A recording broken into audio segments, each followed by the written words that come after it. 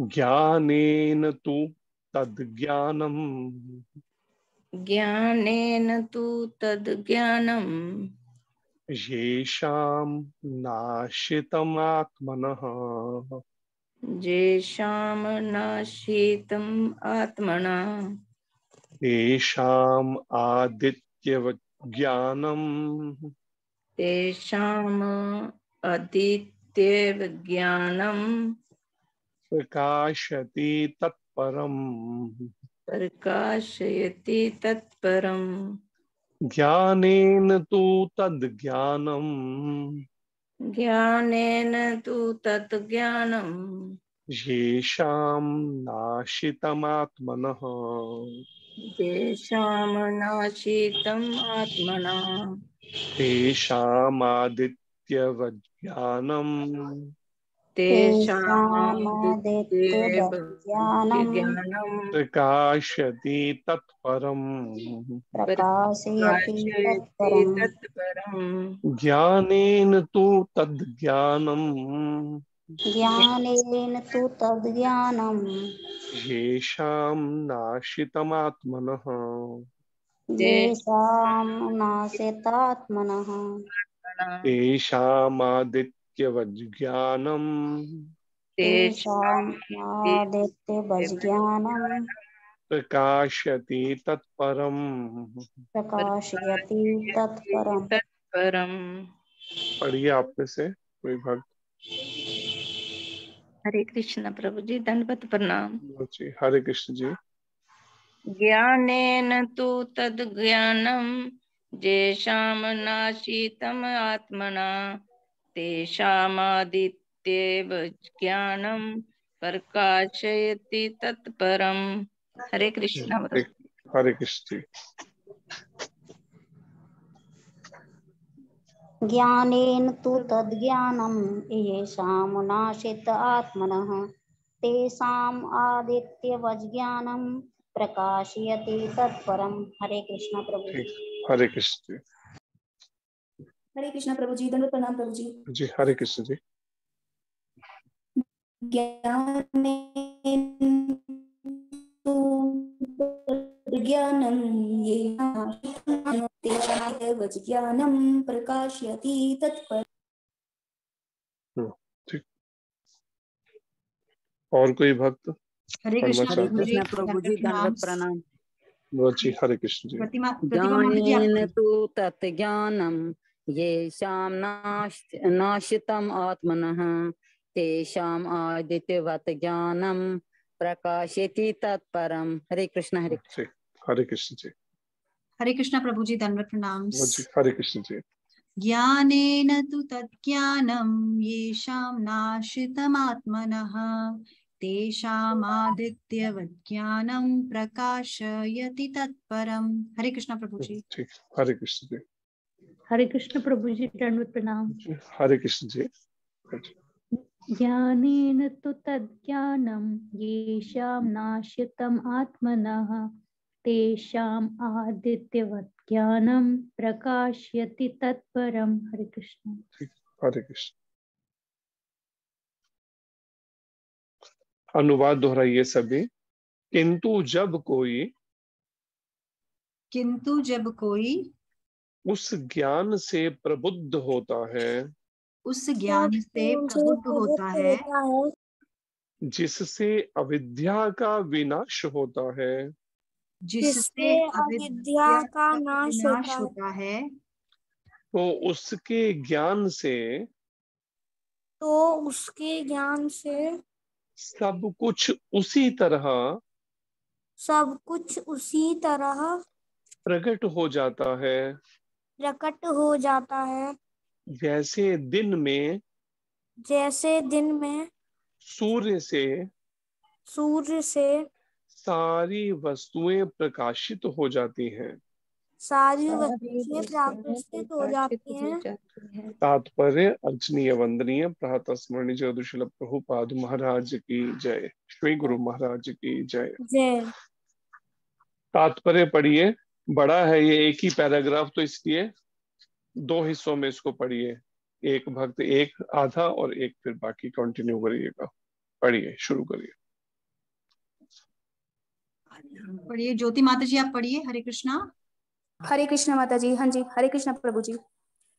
हरे कृष्ण। जो लोग कृष्ण को भूल गए हैं वे निश्चित रूप से मोहग्रस्त होते हैं, किंतु जो कृष्ण भावना भावित हैं वे नहीं होते। भगवत गीता में कहा गया है, सर्व ज्ञान प्लवेन ज्ञानाग्नि सर्व कर्माणि तथा न ही ज्ञानेन स्त्रीशम। ज्ञान सदैव सम्माननीय है और वह ज्ञान क्या है? और वह ज्ञान क्या है? श्री कृष्ण के प्रति आत्मसमर्पण करने पर ही पूर्ण ज्ञान प्राप्त होता है।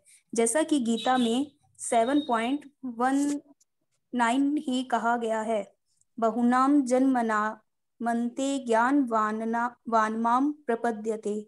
अनेक जन्म बीत जाने पर ही पूर्ण ज्ञान प्राप्त करके मनुष्य कृष्ण की शरण में जाता है, अथवा जब उसे कृष्ण भावनामृत प्राप्त होता है तो उसे सब कुछ प्रकट होने लगता है। जिस प्रकार सूर्योदय होने पर सारी वस्तुएं दिखने लगती है, जीव नाना प्रकार से मोहग्रस्त होता है। उदाहरणार्थ, जब वह अपने को ईश्वर मानने लगता है तो वह अविद्या के पाश में जा गिरता है। यदि जीव ईश्वर है तो वह अविद्या से कैसे मोहग्रस्त हो सकता है? क्या ईश्वर अविद्या से मोहग्रस्त होता है? यदि ऐसा हो सकता है तो फिर अविद्या या शैतान ईश्वर से बड़ा है। वास्तविक ज्ञान उसी से प्राप्त हो सकता है जो पूर्णतः कृष्ण भावना भावित है। अतः ऐसे ही प्रामाणिक गुरु की खोज करनी होती है और उसी से सीखना होता है कि कृष्ण भावनामृत क्या है, क्योंकि कृष्ण भावनामृत से सारी अविद्या उसी प्रकार दूर हो जाती है जिस प्रकार सूर्य से अंधकार दूर होता है। भले ही किसी व्यक्ति का इसका पूरा ज्ञान हो कि वह शरीर नहीं है अपितु इससे परे है, तो भी हो सकता है कि वह आत्मा तथा परमात्मा में अंतर न कर पाए।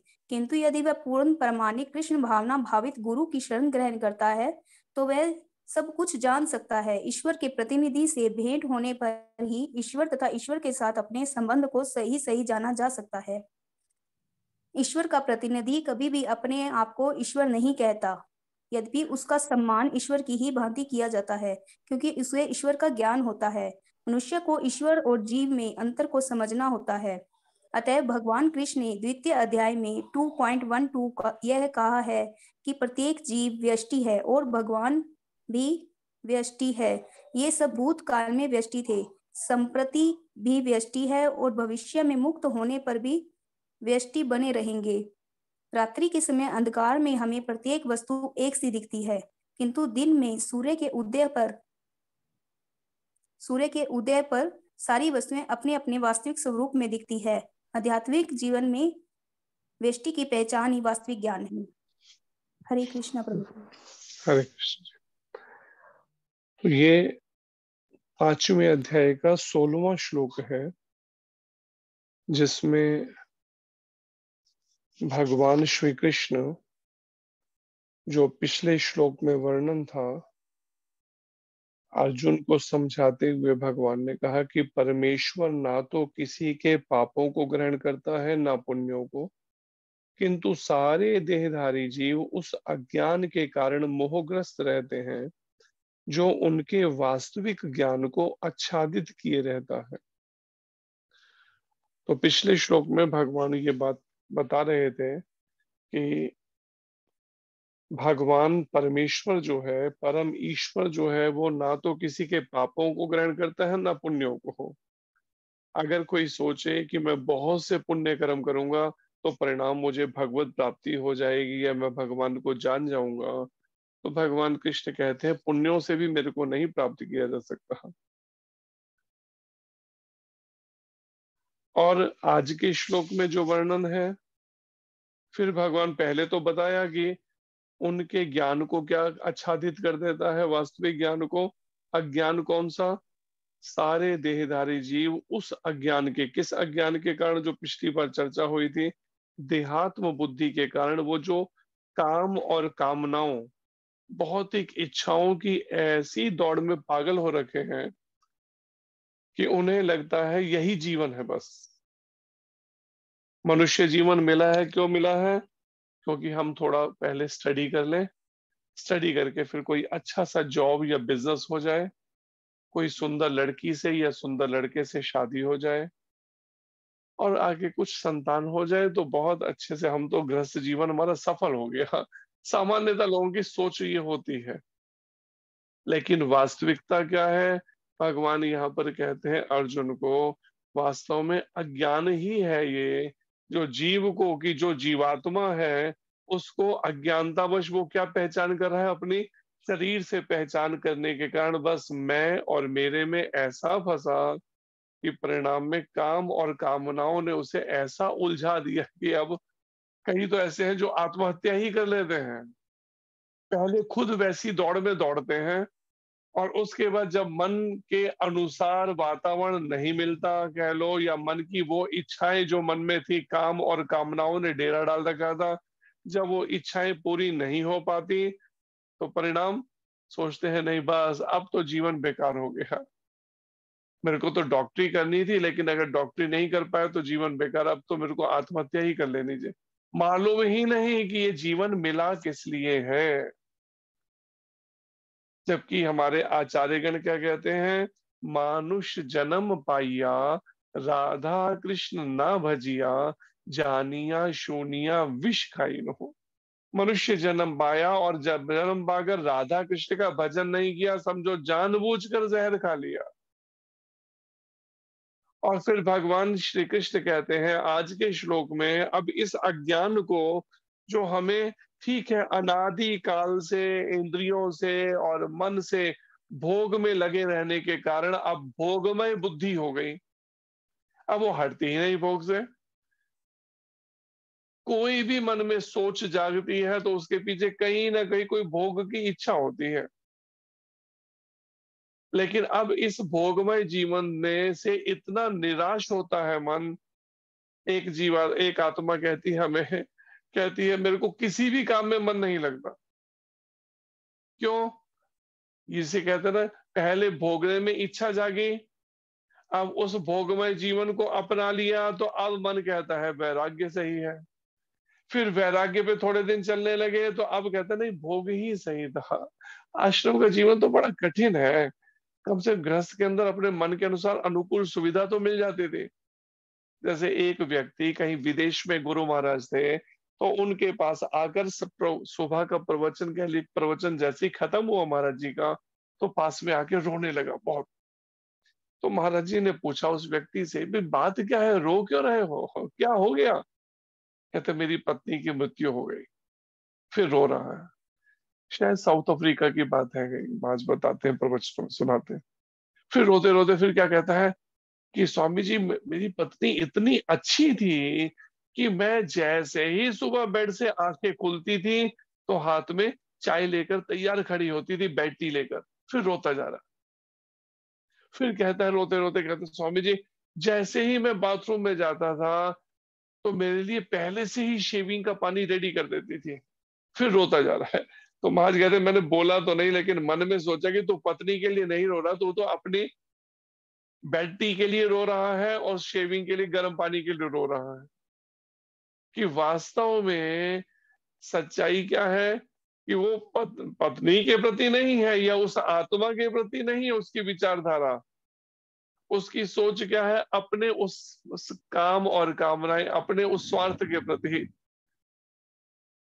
तो इस भगवान कहते हैं यही भौतिक इच्छाएं, जब हम भगवान को भूलकर, परमेश्वर को भूलकर इस संसार में, शरीर में, खाने में, सोने में कहीं भी मन लगाते हैं तो परिणाम रोना ही पड़ता है। किसी ना किसी रूप में वो अनेक तरह के कलेश, अनेक तरह की टेंशन, अनेक तरह परेशानियां, उलझने और बहुत कुछ आगे मिलता है जीवन।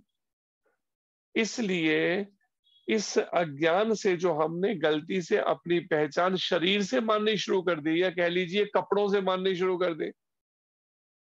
अब किसी ने नीले रंग की शर्ट पहनी है, ब्लू कलर की, अब हम उसे उसके नाम से न बुला के कहते हैं ब्लू शर्ट इधर आना जरा। तो वास्तव में वो ब्लू शर्ट थोड़ी है, वो तो इंसान है एक, उसके शर्ट जिसने पहनी हुई है, लेकिन हम उस व्यक्ति को नहीं उस शर्ट को करके बुला रहे हैं। ऐसे ही जीवात्मा ने एक शरीर पहन लिया, एक शर्ट पहन ली, किसी ने जैकेट पहन ली, पुरुष की, किसी ने स्त्री की, अपने कर्मों से मिली उसे, अब वो उस शरीर से पहचान कर रहा है, उस शरीर की ही सुंदरता को लगा हुआ है, उस शर्ट की उसको लगा है केवल। और लोगों की सामान्यतः चर्चा भी ऐसी ही होती है, केवल शरीर के बारे में। और भगवत गीता इसी बात को यहाँ समझा सिखा रही है, हम तब तक अज्ञान से बाहर नहीं निकल सकते जब तक अपनी इस जैकेट से पहचान करनी बंद नहीं करें। इसलिए प्रभुपाद जी आसान भाषा में समझाते हैं, जैसे अब बस सर्दियां शुरू होने जा रही हैं, तो सर्दियों में क्या है, लोग पहले शर्ट पहनते हैं, शर्ट के ऊपर से जैकेट पहन लेते हैं। ठीक ऐसे ही आत्मा ने भी दो वस्त्र पहने हुए हैं, एक शर्ट पहनी है, एक जैकेट पहनी है। और उसमें आत्मा ने जो शर्ट पहनी है, वो शर्ट किस चीज की बनी है, जरा जल्दी से आंसर दीजिए, पहले बता चुके हैं।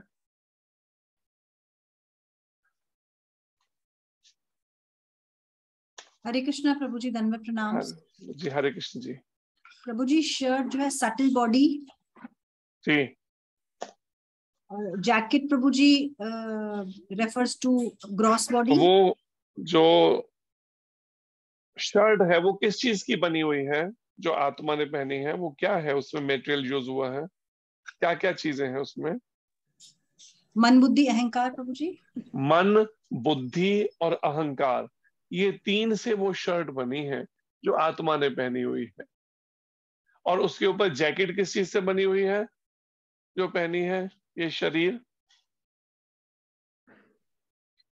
प्रभु जी 5 तत्वों का बना है शरीर। हरे कृष्ण। पंच महाभूत, अग्नि, जल, वायु, पृथ्वी, आकाश, मुख्य रूप से इस पंच महाभूत का ये जैकेट बनी है। और जिस समय में इस शरीर का एक समय पूरा हो जाएगा, जो परिणाम में पांचों तत्व उसमें अपने अपने उसमें मिल जाएंगे जाकर, पांचों तत्वों में, अग्नि, जल, वायु, पृथ्वी, आकाश में। लेकिन जीते जी जब तक आत्मा शरीर में है, हमें क्या करना है? आज के श्लोक में भगवान कृष्ण और प्रभुपाद जी तात्पर्य में समझा रहे हैं, हमें प्रमाणिक गुरु के मार्गदर्शन में इस ज्ञान को हृदयंगम करना पड़ेगा। प्रभु यहाँ पर भगवान कृष्ण ने ये नहीं कहा और ना ही प्रभुपाद जी ने कि कोई ग्रंथों को ले ले और केवल ग्रंथ को खुद बैठ के अपना रट्टा लगा ले, पढ़ ले, इतने से उसे ईश्वर को जान जाएगा, वो परमात्मा को जान जाएगा, ऐसा नहीं कहा। क्या कहा है? भगवान कृष्ण कहते हैं, किंतु जब कोई उस ज्ञान में प्रबुद्ध होता है, उस आत्मज्ञान के अंदर प्रबुद्ध पूरी तरह से स्थित हो जाता है, 24 घंटे आत्मज्ञान का उसका मन में चिंतन शुरू हो जाता है। अब वो आत्मज्ञान से या बिल्कुल हटता ही नहीं मन उससे, अब उसका थोड़ा भी मन नहीं जाता विषय भोगों की तरफ, एक क्षण के लिए भी नहीं। लेकिन उसके लिए ये मत भूलिए, जब तक हम आंखों को, कानों को, इंद्रियों को छूट देंगे तब तक आप इस स्टेज में नहीं आ सकते।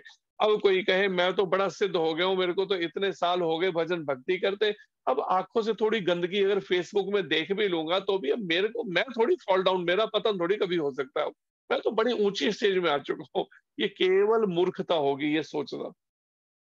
प्रभुपाद जी कहते हैं भगवत गीता के एक तात्पर्य में, आखिरी श्वास तक, जब तक जीवन की आखिरी सांस शरीर में चल रही है ना, कभी इस मन पर विश्वास मत करिए कि ये मन धोखा नहीं देगा। ये धोखा नहीं देगा, ये बात दिमाग से निकाल दीजिए।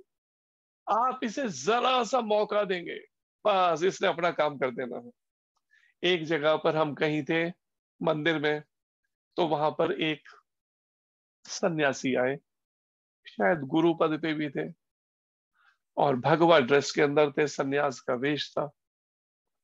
कुछ समय रुके भी, विदेशी थे, हिंदी सीखना चाहते थे, हमें भी एक बार ले गए, उस वजह से हिंदी सीख रहे थे क्लास में। परिणाम, थोड़ी कहीं साधना में ढील दे दी होगी। परिणाम क्या हुआ? बड़े उच्च अवस्था में, उच्च अवस्था मतलब प्रभुपाद जी की पर्सनल भी, चाहे उनके उसमें रहे, उनसे दीक्षा लेके सब, लेकिन कहीं साधना में ढील कही होगी, सन्यास में थे, लेकिन दोबारा वाइट ड्रेस में आना पड़ गया, अपनी शिष्या से शायद शादी कर ली। तो माया ऐसी है, इसलिए हमें ये नहीं कि उनसे ऐसी गलती हो गई, हमें तो सीख लेनी है इससे कि हमसे जीवन में कहीं ऐसी गलती ना हो जाए कि हम कहीं इंद्रियों को, मन को, बुद्धि को ढील दे दें, पहले लापरवाही बरत लें साधना के अंदर, और परिणाम में उसके बाद पता चले हमेशा के लिए फिर नीचे। सांप सीढ़ी में जैसे होता है ना, 99 से सांप काटता है, 99 से सीधा 5 या 6 पे पहुंचा देता है, दोबारा से सारी साधना नष्ट कर डाले की हुई। थोड़ी भी जो पहले तो हो नहीं पा रही कलयुग में, अगर कुछ हो गई वो भी नष्ट कर दें। इसलिए दृढ़ता पूर्वक चारों नियमों का पालन करना होगा साधना के अंदर, जो प्रभुपाद जी ने नियम बताए सभी के लिए, अगर भगवत प्राप्ति वास्तव में करनी है तो। अन्यथा सोचते हैं कुछ जन्मों में हो जाए तो फिर कोई दिक्कत नहीं, थोड़ा कंप्रोमाइज कर भी लेंगे चलेगा, क्योंकि फिर अगले कुछ जन्मों के अंदर कभी अवसर फिर कभी मिल जाएगा, 100, 200, 500, 1000, 2000 जन्मों कभी भी। लेकिन जिसको एक ही जन्म में प्राप्ति करनी है उन्हें 4 नियमों में पक्के होना पड़ेगा। पहला, मांस, मछली, अंडा, प्याज, लहसुन नहीं, तीनों, इन चारों, इसमें ये कुछ नहीं। इसके अलावा जो भी खाना है पहले भोग लगेगा ठाकुर जी को, भगवान कृष्ण को, राधा रानी को, फिर ही प्रसाद रूप में खाया जाएगा। और उसके अंदर कुछ तुलसी दल डाल के, अगर तुलसी दल कहीं अवेलेबल नहीं तो तुलसी मंजरी डाल के उसको भोग लगा कर। फिर दूसरा नियम, किसी तरह का नशा नहीं कर सकते फिर, अगर भगवान को पाना है, कोई भौतिक नशा। हाँ, मीरा जी जैसा नशा हो तो बहुत अच्छी बात है, केवल कृष्ण प्रेम का नशा चढ़ जाए, लेकिन संसारिक भौतिक नशा नहीं, जिसमें बीड़ी, सिगरेट, तंबाकू, गुटखा, चाय, कॉफी, पान, कोई नशा नहीं फिर चलेगा। तीसरा नियम, पुरुष के लिए हर पर स्त्री माँ के समान, स्त्री के लिए पर पुरुष पिता के समान। अगर कोई ब्रह्मचर्य में है तो उसके लिए सभी स्त्रियां माँ के समान, या स्त्री के लिए सभी पुरुष पिता के समान। अगर कोई गृहस्थ में है तो केवल संतान के लिए फिर पति पत्नी का संबंध हो, अन्यथा नहीं। अगर मनोरंजन के लिए रहे गृहस्थ में तो समझिए फिर नर्क प्रतीक्षा कर रहा है, चाहे फिर आपने 16 माला तो क्या, अपने 64 या 108 माला ही रोज क्यों ना करते हो। ये तो नारद जी ने जो 10 नाम अपराध बताए हैं बृहद नारदीय पुराण में, उसमें 7वां अपराध है नाम के बल पर पाप करना। अच्छा, अभी ऐसा करते हैं, दिन में थोड़ी छूट दे देते हैं इंद्रियों को, कोई बात नहीं, थोड़े आंखों से गंदगी देख ले, थोड़े शरीर से विषय विकार हो, फिर रात को भजन करके फिर कर लेंगे, फिर अगले दिन फिर पाप कर लेंगे, विषय वास्तव में गए फिर अगले दिन। ये नहीं, नारद जी कहते हैं तो और बड़ा पाप है जानबूझकर पाप करना, अपराध करना, गलती करना।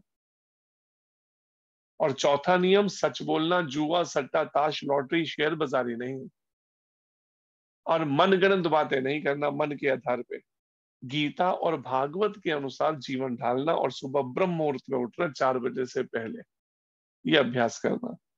प्रभुपाद जी कहते हैं गीता के यहाँ तात्पर्यों में कि जैसे पहले ऋषि मुनि हिमालय पर जाकर, गुफाओं में जाकर तपस्याएं करते थे, इस कलयुग की यही तपस्या है कि साधक जो है वो 12 महीने सुबह ब्रह्म मुहूर्त में उठने से घबराते नहीं है। आज तो बहुत ठंड है, बाहर तो तूफान चल रहा है, छोड़ो क्या है, आज एक दिन नहीं भी जाएंगे मंगल आरती तो क्या हो जाएगा, कल चले जाएंगे ना, उसमें क्या ना, ये नहीं चलेगा।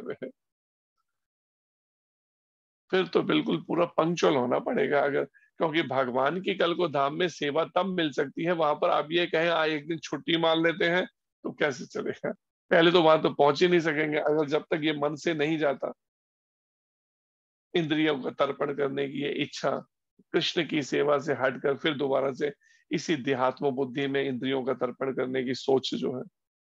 इसलिए आज के श्लोक से ये समझना है, भगवान कृष्ण कहते हैं किंतु जब कोई उस ज्ञान से प्रबुद्ध होता है, पूरी तरह से अब प्रबुद्ध हो चुका है, उसको कहीं थोड़ा सा भी अब उसके मन में संशय नहीं है, और ज्ञान में पूरी तरह से स्थित है, अब उसे एक पल भी भूलता नहीं है ये बात, क्या कि जीवेद स्वरूप है कृष्ण नित्य दास, मैं भगवान कृष्ण का नित्य दास हूं, मैं तो राधा रानी की नित्य दासी हूं।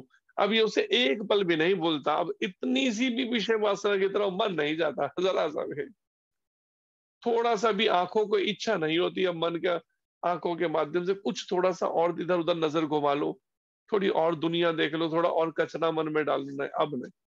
और कानों से भी कृष्ण चर्चा के अलावा मन ही नहीं करता कुछ सुनने का। नाक से भी भगवान को अर्पण की गई पुष्प के अलावा कुछ और इच्छा ही नहीं होती सूंघने की। ऐसे ही जीभ से भी इच्छा ही नहीं होती कोई ऐसी चर्चाएं करने की, कृष्ण की सेवा से हटकर, कृष्ण से हटकर, हरि नाम से हटकर, भगवत चर्चाओं से हटकर, या फिर भगवान को अर्पित जो प्रसाद नहीं है, मन नहीं करता खाने का। तो मन को पक्का करना पड़ेगा। कल मंदिर में कुछ था, किसी बर्थडे था एक बच्चे का, तो केक और समोसे सबने खाए, लेकिन हमने कहा मन को नहीं दिए, और मन ने भी नहीं जिद की बिल्कुल। अब थोड़ा अभ्यास अब हो गया उसको, अब उसे पता है कि मिलना मिलाना है नहीं, बेकार में इच्छा करने का कोई लाभ तो होगा नहीं, ना तो केक मिलेगा खाने को, ना वो मिलेगा, क्योंकि बाहर का पका हुआ होगा और हमें तो खाना नहीं बाहर का पका हुआ। तो इसलिए इसको आदत डालनी होगी पक्की, कि अब ये जाता ही नहीं है। जब तक अभी जाता है इसका मतलब अभी पकना बाकी है। अभी अगर जल्दी जल्दी तैयारी नहीं की तो अगले जन्मों में फिर पकाना बैठकर इस मन को पक्के करना। अच्छा ये है अभी सीरियसली तैयारी करें। और यहाँ पर आगे कहते हैं भगवान कृष्ण, जिससे जब ज्ञान में प्रबुद्ध होता है, जिससे अविद्या का विनाश होता है, वो सारी अविद्या, हाँ, मैं शरीर हूं, ये मेरा परिवार है, ये मेरा घर है, ये मेरी गाड़ी है, ये मेरा बंगला है, ये मेरे बैंक बैलेंस, वो सारी विचारधारा अब वॉश आउट हो गई, साफ हो गई। पूरी अविद्या का विनाश हो गया। अब कोई भी मन अब नहीं जाता, इस जड़ जगत में मन नहीं अब भटकता, जो पहले इससे हटता नहीं था। ये अभ्यास चाहिए। और फिर तो उसके ज्ञान से सब कुछ उसी तरह प्रकट हो जाता है। परिणाम ज्ञान को कहीं से आना नहीं है। ये नहीं सोचे हाँ ग्रंथों का रट्टा लगाएंगे तो ही ज्ञान होगा। शबरी माता ने कौन से ग्रंथों को पढ़ा था जिससे उसको राम जी के बारे में और सारी ब्रह्मांड के बारे में ज्ञान हुआ? वो तो बेचारी अनपढ़ गंवार थी, भील जाति की थी। लेकिन भील जाति की होते हुए भी, उसने अनपढ़ होते हुए, भौतिक पढ़ाई ना होते हुए भी, तो भी क्या हुआ? दिव्य ज्ञान हृदय प्रकाशित, हृदय में दिव्य ज्ञान प्रकाशित हो गया। कैसे प्रकाशित हुआ? चक्षुदान दिले यही जन्मे जन्मे प्रभु से। उनके दिव्य गुरुदेव श्री मतंग ऋषि जी जो हैं, उनकी कृपा मिल गई। कैसे मिली कृपा? उनकी आज्ञा पालन की। ये नहीं कि अब मन मर्जी से साधना की और परिणाम में गुरुजी ने कृपा कर दी, या गुरुजी से दीक्षा ले ली और उसके बाद में हम तो बैठ के घर में अपने हिसाब से जीवन जिएंगे। गुरुजी की कृपा मिल गई, सीधा उड़ के आई और हमारे हमारे अंदर घुस गई। ऐसा नहीं होगा। गुरु आज्ञाओं में चलना पड़ेगा। और गुरु का मतलब जो गुरु, साधु और शास्त्र, जो शास्त्र से हटकर कोई बात ना करे, वो गुरु है वास्तव में। आज क्या हो रहा है समाज के अंदर? कहने को गुरु है, शास्त्र की बातें भी बहुत सुंदर करते हैं, लेकिन आचरण करना हो तो कथनी और करनी में अंतर है। तो परिणाम फिर यही होगा, थोड़े दिन बाहर, थोड़े दिन जेल में हवा खाएंगे बैठकर। क्योंकि भगवान की लाठी एक दिन तो चलेगी। जैसे गुरु महाराज कहते हैं ना, बकरे की माँ कब तक मौज मनाएगी? एक दिन तो छुरी के नीचे आना ही पड़ेगा। कितनी देर बच लेंगे? जैसे कहते हैं ना गुरु महाराज, छिप नहीं सकते पाप तुम्हारे ऐ मूर्ख इंसान, कि सब कुछ देख रहा भगवान, सब कुछ देख रहा। तो वो छिप नहीं सकेंगे, बच नहीं सकेंगे उससे। अच्छा ये है कि हम, और अभी मन अगर शुद्ध नहीं है, इसीलिए हमें ये प्रभुपाद जी ने जगह जगह जो खोले हैं ना, हॉस्पिटल्स खोले हैं हरे कृष्ण मूवमेंट के, आंदोलन के, तो उन्हें हॉस्पिटल में एडमिट होके इलाज कराना पड़ेगा जब तक अभी मन बार बार विषय वासनाओं में जाता है। जैसे एक आत्मा हमें कहती है, हाँ आप भक्ति में लगे हैं, लेकिन हमें तो समाज में भी देखना पड़ता है ना, इसलिए शादियों का खाना पड़ता है। लोगों की वहां जाके शादियों में उन हलवाइयों की जो कभी पता नहीं नहाए भी या कितने दिन में नहाते होंगे पता नहीं, टॉयलेट के बाद हाथ भी धोते हैं कि नहीं, वहीं बेड़ियां भी फूके जा रहे हैं, वही बनाए भी जा रहे हैं रात दिन, और फिर शादियों में लोग उंगलियां चाट चाट के खा रहे हैं उनके, उनके पाप ले रहे हैं अपने सर के ऊपर। वो सब अशुद्ध, वो जो भोग भी नहीं लग सकता भगवान को, कोई लगाने लगे तो भगवान थोड़ी स्वीकार करेंगे। ऐसा बीड़ियां पीते हुए बनाएगा। जैसे हमने एक पहले उदाहरण भी दिया था कि मंदिर के पड़ोस में शादी थी, तो हमारा पुजारी को इच्छा जाग गई मन में, ऊपर जाके छत से देखे कैसे उनका रात का डिनर चल रहा है, सब ऊपर से कैसा प्रोग्राम चल रहा है। मन है चंचल है, मन की बात मान ली, पहुंच गए छत पे साथ वाली बिल्डिंग से अपने मंदिर के, और ऊपर से जब देखने लगे तो क्या देखा, भगवान का अरेंजमेंट। भगवान ने कुछ दिखाना होगा पुजारी जी को, तो उन्होंने हमें बताया अगले दिन या एक दिन कि ये बात को कि जब वहां डिनर चल रहा था तो एक जना, सब कुकिंग हो चुकी थी, हलवाई कर चुके थे, एक वहां पे बैठा रखवाली कर रहा था, कह लीजिए बैठा था हलवाई, उनका जो कारीगर बनाने वाला था। अब जब वहां सब खाने में व्यस्त है, रात को 8-9 बजे के आसपास का टाइम होगा, तो इधर वो वाला हलवाई पीछे बैठा क्या कर रहा है, कुकिंग कुक जो है वो देखता, कोई देख तो नहीं रहा, दो नजर घुमा के फिर उसमें से पूरे पतीले में से इतना बड़ा पतीला बना पनीर की सब्जी का, उसमें से पनीर निकालता है, मुंह में डाल के खाना शुरू कर देता है। फिर देखता है सब, कोई देखा तो नहीं, जब खा लिया उसको फिर हाथ डालते है, वही झूठा हाथ फिर उससे निकालता है, फिर खाना शुरू कर देता है, फिर देखता है ऐसे वो, और वो पुजारी देख, भगवान पुजारी को दिखा रहे, देख शादियों में जाके ये होता है, जूठन खानी पड़ती है। और वो आत्मा हमें कहती है अब आपको तो, हमें तो सब रिश्ते भी निभाने हैं, तो अब समाज में देखना तो पड़ता है कोई, वो हमें बता रहे हैं। हमने अच्छी बात है, खाइए जूठन, कौन मना कर रहा है आपको, अगर आपका निभाइए रिश्ते, कल को परिणाम में वो रिश्ता भी निभा दीजिएगा, यमदूतों वाला रिश्ता भी, जब मार मार के हड्डी पसली एक करेंगे कि मनुष्य जीवन मिला और भक्ति की नहीं ठीक से, जूठन खाते रहे लोगों की, ठाकुर जी की जूठन खानी दिखाने, लेकिन लोगों की खाते रहे, तो भुगती है अब उसका परिणाम। खाइए 84 लाख योनियों के चक्र में, जन्म मृत्यु जरा व्याधि के चक्र में अपने आप ही अच्छे से दिमाग ठीक हो जाएगा।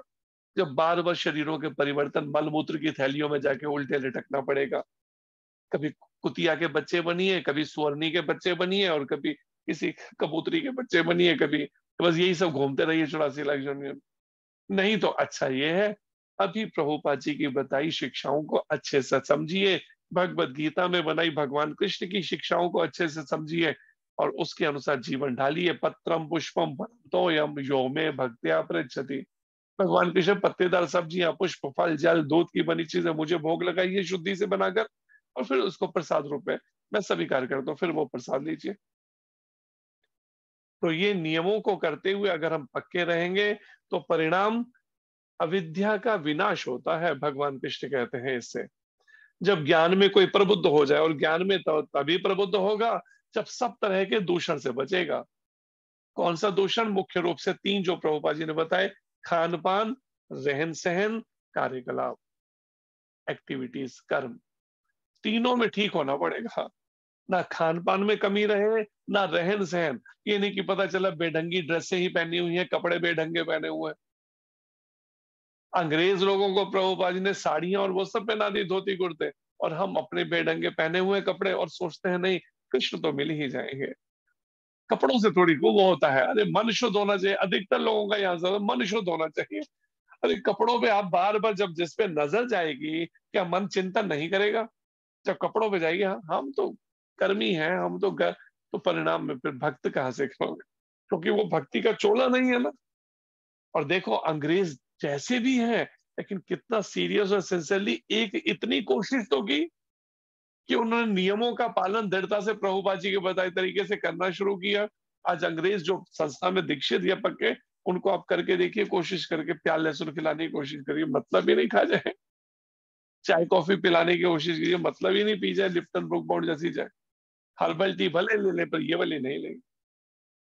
कई अंग्रेज हमने देखे पांच जी के साथ सेवा में पक्के एकदम अपने, और एक्टिविटीज कर्मों में भी उनको प्रयास रहते हैं, हिम्मत कर रहे हैं इस शास्त्र के अनुसार अपने जीवन को ढालने का।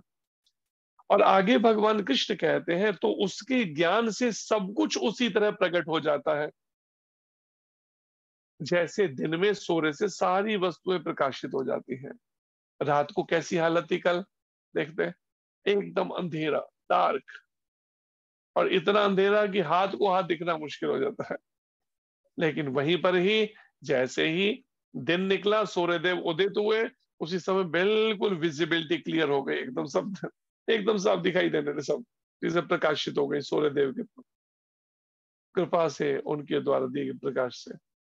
ऐसे ही ठीक जैसे सूर्य की किरणों से सारी वस्तुएं प्रकाशित हो जाती हैं, भगवान कृष्ण कहते हैं उसके ज्ञान से सब कुछ उसी तरह प्रकट हो जाता है। फिर उसे कुछ भी ऐसा नहीं कि ब्रह्मांड में आत्मा, परमात्मा, ब्रह्मांड कुछ भी ऐसा नहीं कि जो उससे जानने से रह जाए, कि वो जिसको ना जान सके, लेकिन ज्ञान में प्रबुद्ध होना होगा। हाँ, फिर ये नहीं चलेगा कि हाँ 2 घंटे जप कर लिया, 8 घंटे जप कर लिया, 10 घंटे कुछ का, लेकिन उसे 1-2 घंटे थोड़ा सा अब भगवान को भूलकर थोड़ा विषय वासनाएं भी भोग लेते हैं, वो नहीं चलेगा। 1 मिनट की भी छूट नहीं दे सकते आप 24 घंटे में फिर विषय वासनाओं के लिए। अगर छूट दी तो परिणाम में फिर दोबारा फॉल डाउन, फिर पतन, गिर जाएंगे उसी समय, फिर दोबारा मन मैला हो जाएगा और वो मैले मन से फिर भजन में रुचि ही नहीं जागेगी। एक हमारे गुरुकुल का बच्चा हमने देखा रात के 11-11, 12-12 बजे तक जप करता था 64 माला अपने। हमने कई बार कहा भाई सारे बच्चे सो गए, तू अभी तक जाग रहा है, सोता क्यों नहीं? लेकिन उसे परवाह नहीं करता था हमारी बात की। 11, 11:30, 11:45, 12 तक जप करना, उसने अपने माला पूरी करनी 64 माला। लेकिन वही बच्चे को अभी कुछ दिन पहले हम कह रहे थे वो कहाँ गई भक्ति साधना दे रही, अब वो 64 की जगह भी ज्यादा 16 माला तो करता है, उसके ऊपर कोई 2, 4, 5 शायद कर लेता होगा।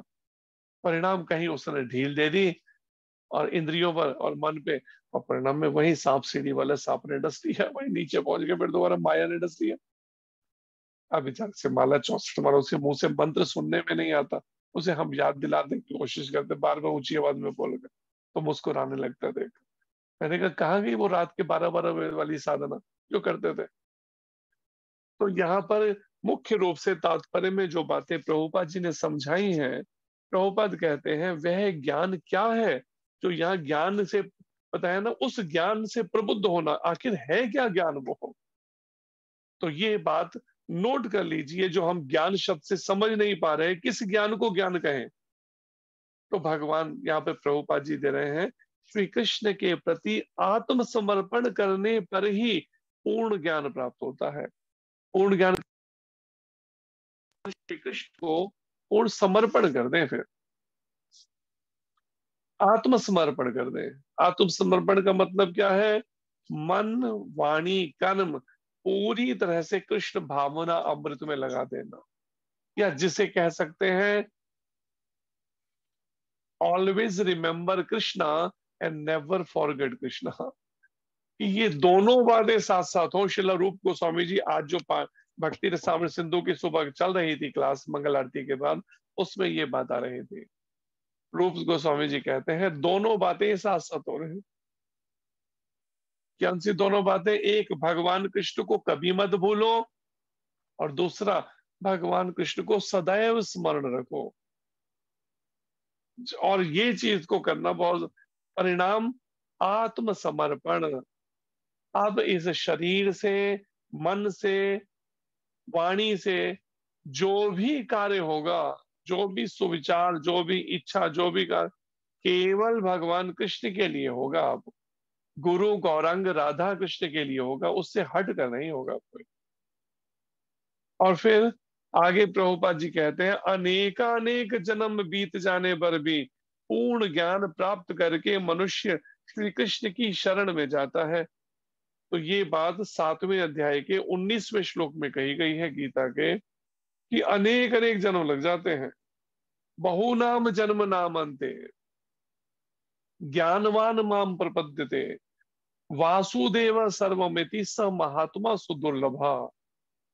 भगवान कृष्ण कहते बहुत बहुत जन्म के बाद कोई एक ज्ञानी माम प्रपद्यते, मुझे जान पाता है इस तरीके से कि वासुदेव, वसुदेव जी के बेटे वासुदेव श्री कृष्ण ही सर्व कारणों के कारण हैं। वासुदेवा सर्वम इति, सब, सभी का कारण कृष्ण है। पति का भी, पत्नी का भी, बच्चों का भी, घर का भी, हर चीज का कारण। स महात्मा सुदुर्लभ, ऐसा महात्मा मिलना सुदुर्लभ है, अत्यंत कठिन है। अब विचार कीजिए इस बात से कि कई कई जन्म क्यों लग जाते हैं, ऐसा क्यों कहना पड़ा भगवान कृष्ण को 7वें अध्याय के 19वें श्लोक में गीता के, कि बहु नाम जन्म, ना बहुत बहुत जन्म क्यों? यही कारण से है कि हम जानबूझकर बार बार इंद्रियों को, मन को, बुद्धि को छूट देते हैं। पहले कृष्ण से हटकर विषय वासनाओं, आंखों को उसके विषय देते हैं, कानों को उसका विषय, इंद्रियों को, और परिणाम क्या होता है? इसलिए कई कई जन्म लगते हैं, तब कहीं जाके ये समझ आता है। ज्ञान स्थिर नहीं हो पाता। सुन भी रहे हैं, प्रवचन भी कर रहे हैं, और पढ़ भी रहे हैं, चर्चा भी कर रहे हैं, लेकिन उसके बाद में गलती भी कर रहे हैं कि बार बार इंद्रियों को, मन को, बुद्धि को छूट दे रहे हैं विषय भोगों की तरफ जाने की। आंखों को उसका विषय, इंद्रियों को, एक एक को इंद्रिय को उसका विषय देते हैं। आगे प्रभुपाद जी कहते हैं वास्तविक ज्ञान उसी से प्राप्त हो सकता है जो पूर्णतः कृष्ण भावना भावित है। अब वास्तविक ज्ञान तो उससे प्राप्त होगा पूर्ण कृष्ण भावना भावित, जैसे प्रभुपाद जी हैं, जैसे गुरु महाराज पूर्ण कृष्ण भावना भावित। उसमें ये नहीं होगा कि हाँ प्रवचन तो कर रहे हैं लेकिन आचरण नहीं कर रहे, तो भी नहीं चलेगा। और जो प्रभुपाद जी ने अपने आचरण से सारे संसार को दिखा दिया, ये बात प्रैक्टिकल करके दिखा दी, जो अपने हर क्षण को केवल कृष्ण की सेवा में, उन्हें मालूम था थोड़ा ही समय बचा है, मुझे पूरी केवल कृष्ण के लिए लगाना अपने समय को। अतः ऐसे ही प्रमाणिक गुरु जो कृष्ण भावना भावित है पूरी तरह से, ऐसे ही प्रमाणिक गुरु की खोज करनी होती है। ऐसे गुरु की खोज करनी होती है, और वो किसकी कृपा से मिल सकता है? प्रभुपाद जी और आदि गुरु जो गुरु तत्व जिनसे आया है, उन भगवान नित्यानंद जी, नित्यानंद प्रभु, या बलराम भगवान के जो अवतार नित्यानंद प्रभु इस कलयुग में प्रकट हुए महाप्रभु के साथ, चैतन्य महाप्रभु के साथ। तो प्रमाणिक गुरु की खोज करनी होती है, उनको बार बार प्रार्थना करें हम प्रभुपाद जी को और नित्यानंद प्रभु को अगर जप करते हुए हरे कृष्ण मंत्र का, तो वो निश्चित रूप से हमें ऐसे योग्य आचार्य से मिलवा देंगे। और उसी से सीखना होता है फिर प्रमाणिक गुरु से खोज करके कि कृष्ण भावना अमृत क्या है, क्योंकि कृष्ण भावना अमृत से सारी अविद्या उसी तरह दूर हो जाती है जिस प्रकार सूर्य से अंधकार दूर हो जाता है, सारी अविद्या भाग जाएगी। और फिर प्रभुपाद जी कहते हैं ईश्वर का प्रतिनिधि कभी भी अपने को ईश्वर नहीं कहता, यद्यपि उसका सम्मान ईश्वर की ही भांति किया जाता है, क्योंकि उसे ईश्वर का ज्ञान होता है। इसलिए जैसे महाराज ने कहा ना उस ब्रिजवासी माता को जो छोटी एज की थी, 14-15 साल की, कि हमें भगवान कृष्ण का भक्त बनना चाहिए बेटी। तो कहती है महाराज जी हम तो कृष्ण ही बन जाएंगे। महाराज देखने लगे हमारी ओर, फिर उसको समझाने लगे। तो यही बात यहाँ पर भी कही जा रही है, ईश्वर का प्रतिनिधि कभी भी अपने को ईश्वर नहीं कहता, बल्कि ईश्वर के समान उसका सम्मान भी किया जा रहा है, लेकिन हृदय से कभी नहीं मानता। जैसे प्रभुपाद जी ने चौथे स्कंद के आखिर के श्लोकों में क्या कहा तात्पर्य में, जो परम हंस स्टेज के भक्त हैं, जो भक्ति की बड़ी उच्च अवस्था के भक्त हैं, वो भी मन में क्या सोचते हैं कि तो अभी मैं भक्ति में लग गया हूं, लेकिन जन्म जन्मांतरों के पाप कर्म तो मेरे सर के ऊपर ही हैं। इस बात को बार बार स्मरण करके विनम्र बना रहता है वो। तो इससे सीख लेनी चाहिए आज के श्लोक से हमें कि हमें भी प्रमाणिक गुरु के माध्यम से उनकी कृपा लेनी है, उनकी आज्ञाओं में अपने जीवन को ढालकर, और फिर उनके मार्गदर्शन में इस श्री कृष्ण को के प्रति आत्मसमर्पण करना है, तो ही पूर्ण ज्ञान हृदय में स्थित हो सकेगा। नहीं तो होगा क्या, अभी क्लास खत्म होगी, जैसे ही उठे और कुछ कामों में लगे, अगले पल फिर भूल जाएगा। ना जीभ पे कृष्ण नाम रहेगा, ना मन में कृष्ण का चिंतन रहेगा, ना जीभ पे नाम महामंत्र, ना बुद्धि में कुछ चिंतन। इसलिए ये अभ्यास करिए, उसी के लिए जीवन अवसर मिला है। हरे कृष्णा कृष्ण कृष्ण हरे हरे, हरे राम राम राम हरे हरे। इस महामंत्र का जप कीर्तन अगर हम अभ्यास करेंगे निरंतर करने का, तो इस हरिनाम प्रभु की कृपा से इनका भी अपना एक दिव्य शरीर है, इनकी कृपा से ज्ञान होने लगी, समझ आने लगेगा ये सब बातें, शरीर के सर से मन हटने लगेगा चिंतन से। हरे कृष्ण, धन्यवाद। कोई प्रश्न हो तो कर सकते हैं आप में से। हरे कृष्णा प्रभु जी, धन प्रणाम। जी Hare Krishna ji, Hare Krishna. Thank you so much प्रभु जी, आपने जो श्लोका है इतना सुंदर तरह हमें एक्सप्लेन किया, थैंक यू सो मच। हरे कृष्णा। किसी को कोई क्वेश्चन है तो पूछ सकते हैं प्लीज। हाँ जी, उषा माता जी, आपका कोई क्वेश्चन है, पूछिए। हरे कृष्णा।